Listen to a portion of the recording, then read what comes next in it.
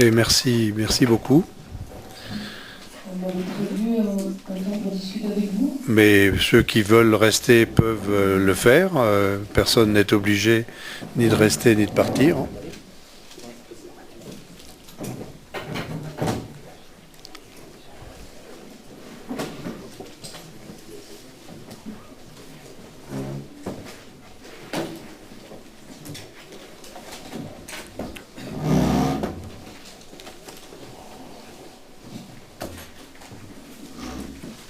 Ah oui.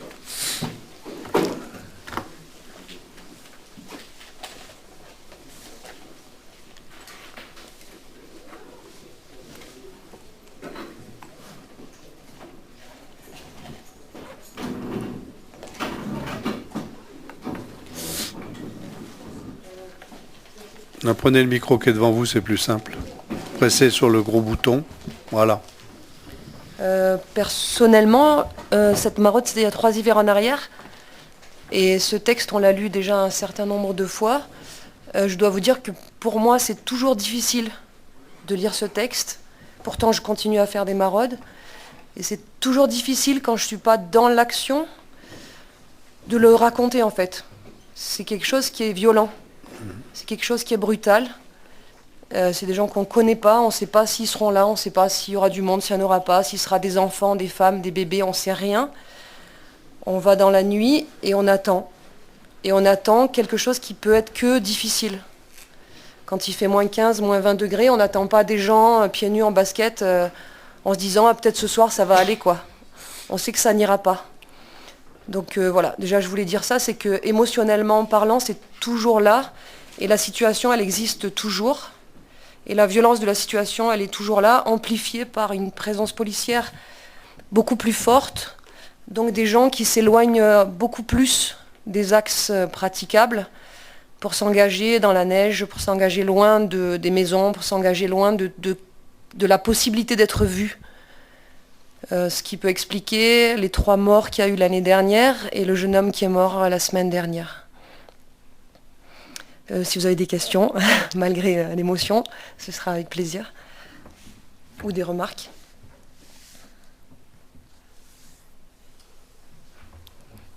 Oui, Catherine, puis après Jean-Louis. Oui, moi j'ai pas de questions. J'ai juste, j'ai envie de vous dire merci parce que nous on est dans le confort de nos vies. On essaye d'accompagner d'une autre façon, mais qui est loin d'être votre façon, avec votre courage, avec votre... Pour nous aussi, c'est beaucoup d'émotions. Vraiment. On le sait tout ça, mais entre le savoir et entendre votre témoignage ici, de voir ces images, d'entendre ce son, enfin, c'était très, très, très émouvant et merci. Jean-Louis. Oui, je suis un peu concerné par le col de l'Échelle, un peu moins maintenant, d'ailleurs, vous le savez. Puisqu'il y a quasiment, à ma connaissance, plus de passage sur le col. Vous confirmez ? Oui. Donc le phénomène s'est déplacé, c'est pas pour ça qu'il est moins grave. Hein. Vous le savez aussi très bien, vous l'avez souligné, il y a eu des morts. Sur la commune, à l'époque, quand ça s'est passé, moi j'avais donné pour consigne 0 mort sur la commune. Aussi, hein, puisque certains de mes employés communaux, il y avait des personnes sur la commune qui s'occupaient aussi de ce problème-là, évidemment qui ne pouvaient pas y être tous les soirs. Donc, toutes les personnes qui ont pu être sauvées là-haut, grâce à vous, merci. Ouais, je crois que on est toujours un peu gêné par les merci parce qu'on sait très bien que chacun fait sa part et chacun fait sa part avec ce qu'il est. Donc moi j'aurais peut-être du mal à passer mes journées à m'occuper du linge sale et voilà, donc je pense que c'est pas... Chaque mission est importante et chaque mission est particulière, chaque chose qui est faite est importante. Ce que fait la mairie et ce que fait la communauté de communes aussi, même si c'est pas d'aller faire des maraudes. Peut-être juste rajouter que notre inquiétude actuellement, bien sûr, c'est comme depuis 3 hivers, la santé et la survie de ces personnes.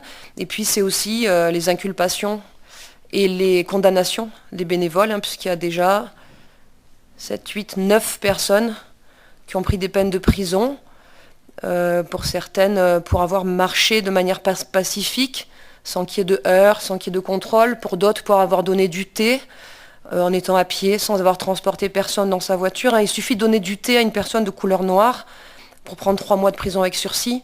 Il n'y a pas besoin d'être violent, il n'y a pas besoin d'avoir une voiture, il n'y a pas besoin qu'il y ait de loi qui le condamne.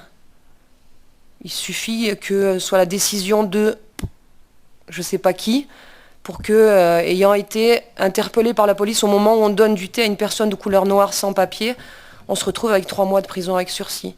Donc ça, souvent on entend le réquisitoire du procureur. Donc on se dit, ah mais cette personne, elle a peut-être fait ça, ça, ça. Non, cette personne, elle n'a pas fait ça, ça, ça. Elle était à Montgenèvre à pied, elle a donné du thé à des personnes de couleur noire, où effectivement elle a marché de manière pacifique entre Clavières et Briançon pour protester contre la présence de génération identitaire. Mais voilà, juste de vous mettre en garde entre ce qui est le réquisitoire, l'inculpation et la réalité des faits. Il y a des écarts. Donc ce que vous lisez dans la presse, c'est pas forcément ce qui s'est passé. Quand on vous dit cette personne, elle a fait ci, elle a fait ça, c'est ce pourquoi elle est accusée. Mais c'est pas les faits. Ouais, pour moi, c'est important aussi parce que je pense que je vais y passer bientôt. Donc autant que vous le sachiez, voilà, il suffit de donner du thé à Montgenèvre pour prendre 3 mois de prison. Voilà. Et je voulais juste rajouter que ce qui est quand même grave depuis quelque temps, Anne l'a expliqué, donner du thé, ça peut suffire à sauver une vie parfois. Et ce qu'on constate depuis quelques mois, c'est qu'il devient de plus en plus difficile même d'offrir juste une tasse de thé, parce que les personnes qui sont présentes sur le col du Mont-Genèvre pour venir en aide à des gens qui tentent la traversée dans le froid sont de plus en plus inquiétés par la police. On les empêche même d'agir, et ce qui conduit en fait à des drames. Et le drame qui a eu lieu dans la nuit du 6 au 7 février dernier est dû à cette chose-là. Il y avait du monde à Montgenèvre ce soir-là, mais les personnes n'ont rien pu faire. Et du coup, ça a été très dur à vivre pour pas mal de maraudeurs qui étaient présents ce soir-là.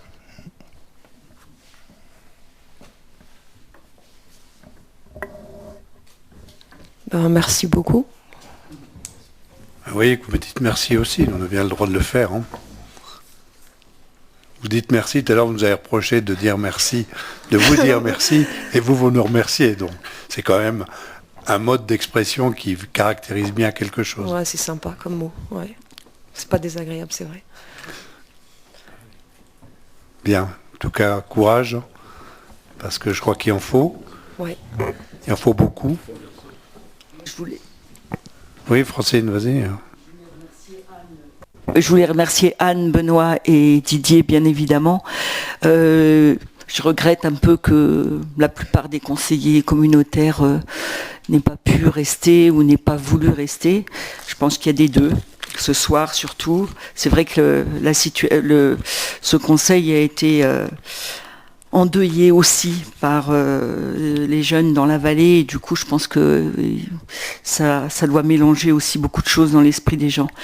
Et du coup je voulais annoncer quand même que Tous Migrants organisait le 15 mars une maraude géante pour montrer que la maraude, hier mais encore aujourd'hui, est une réponse urgente et humanitaire et fraternelle face à ce qui se passe voilà, à notre porte, au col du Mont-Genèvre encore aujourd'hui. Voilà, donc le 15 mars à 18h, tout le monde est invité, et les élus bien évidemment.